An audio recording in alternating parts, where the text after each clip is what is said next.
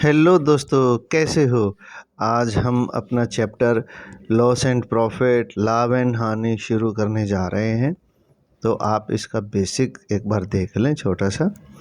देखिए, हम जब किसी वस्तु को खरीदेंगे तो उसको क्रय मूल्य कहेंगे।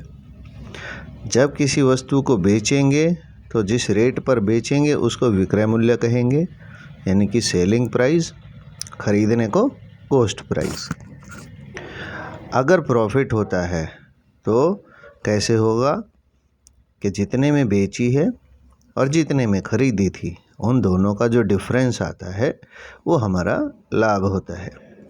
अगर खरीदे ज़्यादा में बेचे कम में तो उस टाइम हमें हानि होती है। अगर इसका परसेंट निकालना है तो लाभ प्रतिशत यानी प्रॉफिट परसेंट कैसे निकालेंगे कि जितना लाभ हुआ है, जितने में वस्तु खरीदी है और गुना में 100, यानी प्रॉफिट परसेंट कैसे निकालेंगे, प्रॉफिट अपॉन में सीपी। देखिए, याद रहे ये प्रॉफिट और लॉस जो है ये हमेशा क्रय मूल्य कॉस्ट प्राइस पे ही निकलता है इनटू 100। ठीक है दोस्तों।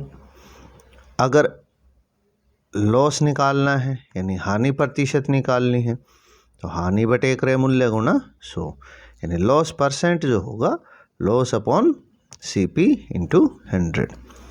फिर यहाँ मैंने नोट में भी इसीलिए डाला कि लाभ या हानि हमेशा क्रय मूल्य पर ही निकलता है, ये ध्यान रखना है।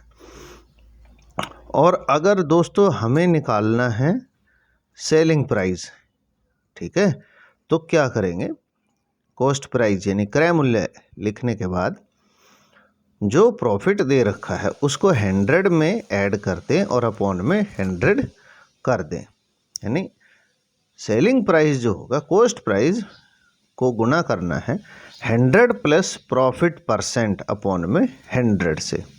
जैसे अगर कोई कहे कि 12% प्रॉफिट है तो यहाँ ऊपर क्या आ जाएगा 112, यानी कि 100 में 12 जुड़ जाएंगे। ठीक है दोस्तों, और अपॉन में 100।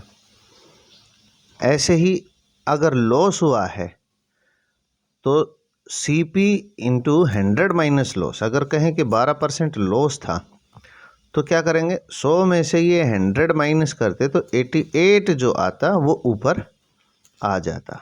ठीक है दोस्तों। अब क्वेश्चंस के तरफ बढ़ने से पहले एक छोटा सा फॉर्मूला बता रहा हूँ। ऐसे मैं हर वीडियो में बीच में बताता भी रहूँगा। ठीक है, कोशिश यही रहेगी कि एक दो फॉर्मूले जो हैं बीच में इस तरह से डिस्कस होते रहें। अगर लगातार दो छूट देते हैं, जैसे कोई कहे आपको कि भाई एक जो है X% छूट दी, उसके बाद Y% छूट दी, ठीक है ना। अगर मान लो ये होता है 10% और उस 10 के देने के बाद फिर कहे जी 5% और डिस्काउंट देंगे, तो वो कहे कि इसकी बजाय अगर इन दोनों को मिलाएं तो अभी तो 15% बन रहा है। अगर मिलाएं तो परसेंट क्या होगा, 15 नहीं आएगा दोस्तों। तो क्या आने वाला, देखिए, इसको एक ही अगर दोनों डिस्काउंट का एक सिंगल डिस्काउंट बनाना है तो उसके लिए क्या करना होगा, पहला डिस्काउंट और दूसरा डिस्काउंट दोनों को जोड़ेंगे, माइनस पहले और दूसरे की मल्टीप्लाई करके अपॉन में 100 कर देंगे। ये वही वृद्धि जमा वृद्धि घटा वृद्धि गुणा वृद्धि बटे 100 वाला फॉर्मूला आपके सामने है। इसमें कोई नई बात नहीं है। आइए इस पर क्वेश्चन भी करते हैं दोस्तों। ये देखिए, अगर डिस्काउंट एक का 20% और एक का 30% है, दोनों क्रमिक बट्टे हैं, तो समतुल्य बट्टा क्या होगा। मैंने कहा दोनों को जोड़ना है, तो 20 को और 30 को, ये दो डिस्काउंट दे रखे हैं, दोनों को जोड़ दिया, माइनस में दोनों को मल्टीप्लाई अपॉन में 100। अब दोनों को जोड़ा तो 50 आ गया, इनको गुना किया तो 2 तिया 6, 2 0 600। अब यहाँ से आप 2 0 ये काट दें तो 50 में से 6 जाएगा, तो मेरे पास जो है 44% एक्चुअल डिस्काउंट आएगा। सिंगल डिस्काउंट इसको बोलते हैं, सिंगल डिस्काउंट। तो दोस्तों अगर हम यहाँ से देखें 20 और 30 अगर ऐसे जोड़ते तो ये 50 बैठता है। ऐसे तो दुकानदार जो है उसको नुकसान होता, मगर वो अगर 44% लिखेगा तो वही बात हो जाएगी कि पहले 20 डिस्काउंट देता है, 20 के बाद फिर 30 देता है। उसके बजाय अगर वो डायरेक्ट 44% लिखेगा तो उतना ही उसको कम देना पड़ेगा, वस्तु को उतने ही कम में बेचना पड़ेगा जितना कि वो यहाँ इन दोनों पे बेचता था। तो ये अपना फॉर्मूला हमने ध्यान रखना है। अब एक और, अब देखिए दोस्तों, ये दूसरे टाइप का है। जब एक राशि को दो वस्तुएं खरीदते हैं तो हम इसमें, मैंने क्वेश्चन के माध्यम से मैं समझाऊंगा आपको कि 9600 रुपये में 2 घोड़े खरीदे, एक को 15% लाभ पे बेचा और दूसरे को 9% हानि पर बेचा है, तो दोनों का कॉस्ट प्राइस क्या होगा ये हमें बताना है। दोस्तों ऐसे केस में जो फॉर्मूला रहेगा वो ये रहेगा दोस्तों, क्या है कि पहले का कॉस्ट प्राइस दूसरे का कॉस्ट प्राइस, तो यहाँ इन्वर्सली प्रोपोर्शनल है, ध्यान देना। जब पहले का कॉस्ट प्राइस ऊपर है तो यहाँ दूसरे की हानि दे रखे, देखो दूसरे को हानि, तो दूसरे का लाभ हो या हानि वो ऊपर आएगा और पहले का जो होगा वो नीचे आएगा। यहाँ इन्वर्सली प्रोपोर्शनल, बस यही बात आपने ध्यान रखनी है दोस्तों, ठीक है।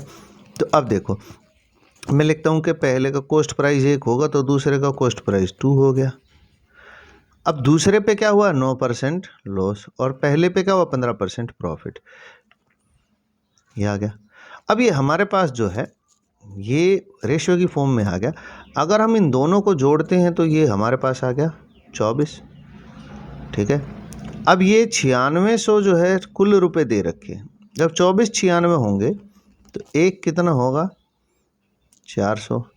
अगर एक 400 होगा तो पहले का कॉस्ट प्राइस निकालेंगे, पहले का कॉस्ट प्राइस, ध्यान देना जो मैं कहने जा रहा हूं, पहले को लाभ हुआ है, पहले को लाभ हुआ है, तो लाभ वाले का कॉस्ट प्राइस जो रहेगा वो हमने निकालना है, इसका क्रय मूल्य। पहले का जो कॉस्ट प्राइस रहेगा वो कम रहेगा, ठीक है दोस्तों, क्या रहेगा, कम रहेगा। तो हम यहाँ 9/24 गुना 9600 करें, क्योंकि ये तो 400 ऑलरेडी आया ही हुआ है, इसको काटे तो 400 आता है, और 9 चौक 3600। हमने घोड़ा खरीदा 3600 रुपये में और उस पे हमें 15% प्रॉफिट मिल गया। ये वो घोड़ा है जिस पे हमें 15% प्रॉफिट मिला है, ठीक है दोस्तों। दूसरे का कॉस्ट प्राइस निकालोगे, अब आएगा 15/24 गुना 9600। ये काटने से 400 आता ही था, 15 चौके 60, 6000 रुपये में दूसरा घोड़ा खरीदा। एक घोड़ा खरीदा 3600 रुपये में, एक घोड़ा खरीदा 6000 में, कुल हो गया 9600 रुपये, ये जो हमने खरीदा था। अब जब इसको बेचते हैं तो 15% प्रॉफिट हुआ था और इसको बेचते हैं तो 9% लॉस हुआ था। केस समझ में आ गया। प्रॉफिट में बेचेंगे तो ज़्यादा में बिकेगा और इसको लॉस में बेचेंगे तो कम में बिकेगा, जो हमें दे रखा था।